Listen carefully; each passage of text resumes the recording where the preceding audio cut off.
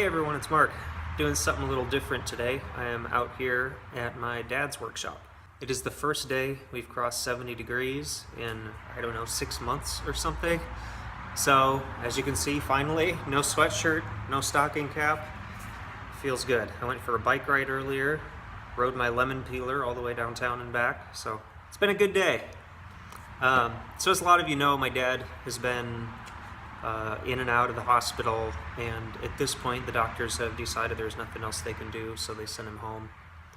And he is now under hospice care, and he's doing well, but they're not treating him anymore, so it's only a matter of time, unfortunately. So that's why I'm out here. I've been trying to come out every day and spend some time with him and my mom. And since it's so beautiful, I decided to come out to the workshop where my 53 Chevy lives and open up the doors and the windows and kind of air it out and try to warm it up a little out here so I could maybe start thinking about working out here again. So I'm going to take you on a little tour and just show you some of the stuff around here. You can see my project and some of my dad's projects. You'll see that the apple didn't fall far from the tree. I definitely got my interests tinkering, I think probably through nature and nurture with my dad, so that will all become quite evident. A little history of the shop. About 10 years ago, my parents moved out to this house because my dad wanted to build a workshop to do his projects in. So they moved out here, they started making plans to build the shop, and then my dad was diagnosed with cancer pretty much right after that. So while he was undergoing treatment and everything, they still went ahead and he had the shop built, and he did a lot of the work himself, but he just never really got to use it for his projects as much as he wanted. He was building an electric car, basically from scratch before anybody was building electric cars, and he ended up just selling that and parting it out mostly. A lot of the projects he planned to do just wasn't able to do, so you see a lot of future projects. I know probably most of you are like me and also have future projects that may or may not ever get done, but depending what happens, everything out here I guess is going to probably be between me and my brother to sort out and make sure it gets a good home. So that said, let's take a look around. I also want to mention in advance, sorry for the road noise. That right there is the highway, right outside the door. So it's normally pretty loud, but just wait until either an ambulance goes flying by or some idiot on a motorcycle with no mufflers. So here's the 53, where it's been sitting since probably the last nice day last year.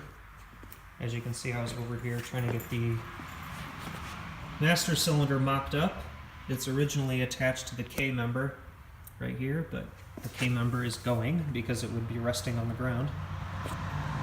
So I'm just trying to figure out where exactly the brake pedal is in relation to everything else so that I can get a modern master cylinder and brake booster and pedal and have it all hidden under the floor.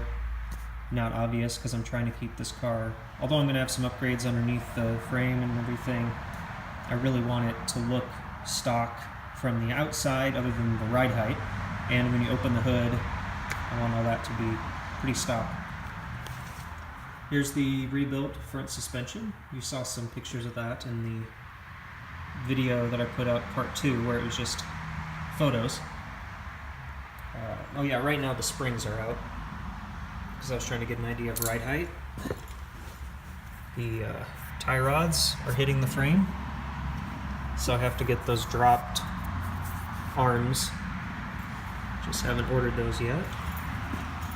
And down here you can see the cup, the hydraulic cylinder, and then the fittings right there on top. Moving back here, here's where the 4 links attach. I gotta do a lot more prettying up on this.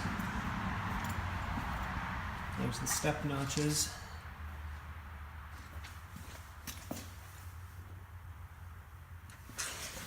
Done a lot of welding on this. Got a lot more to do. And speaking of 53, here's the original full compression 235 factory Power Glide car. Here is actually this isn't my 204R, this is my friend's that I borrowed to mock it up because I didn't have one. Now I do have one, but this is still his. And that is the adapter plate that I made. Not because they're not available, but because I'm cheap. So I just have a big chunk of aluminum hanging out here because I don't have the starter purchased yet. Once I buy it, I can get it lined up. But there is that. So as you see from under the hood, it's going to be stock. I'm painting the engine the original color and the original decals and everything going back on. Transmission, you know, you're not going to see much of that under the hood, so it'll maintain its look. And over here is the shelf of replaced stuff.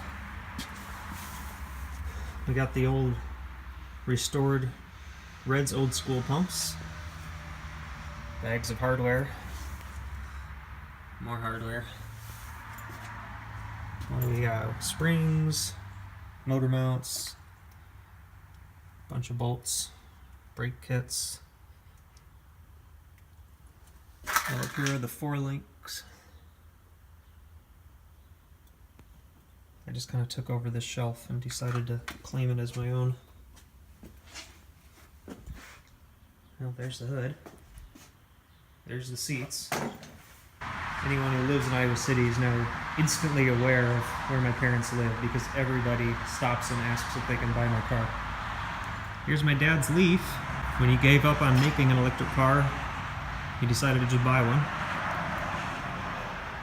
Here's his little Miata. He always wanted a convertible, so that was his convertible. As you know, my dad's an electrical engineer, so here's his oscilloscope, and these are all parts bins full of electrical components. That's the welder my dad built. That's maybe going to be our air compressor one day. That was off of I think a walk-in cooler originally. I don't even know if it works, but it was free. Oh, here's his electric garden tractor. This was sort of a test run for the electric car.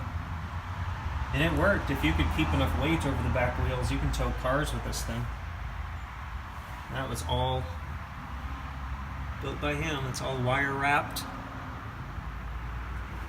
There's many more pieces of electric cars and stuff around here. In fact, that's the adapter from the old electric car motor that attached it to the transmission. It was a BMW 2002 was the car he was converting. Let me find some more electric car parts. Here's something not everybody has in a pile in their garage.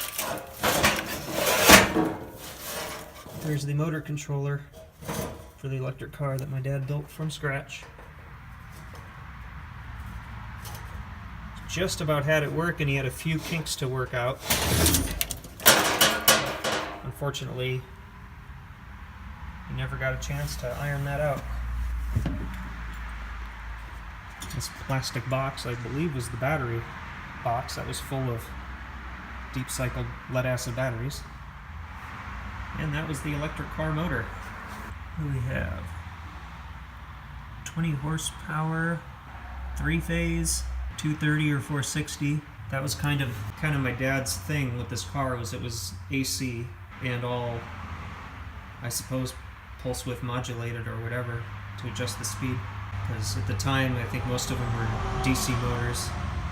But that used to sort of move a BMW a little bit.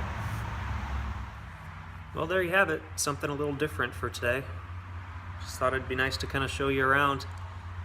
You'll probably see some videos in the future from out here where I'm working on the 53 Chevy.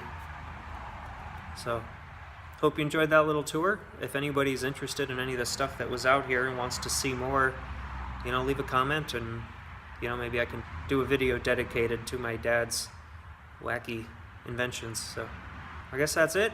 I'll catch you in the next one. Thanks.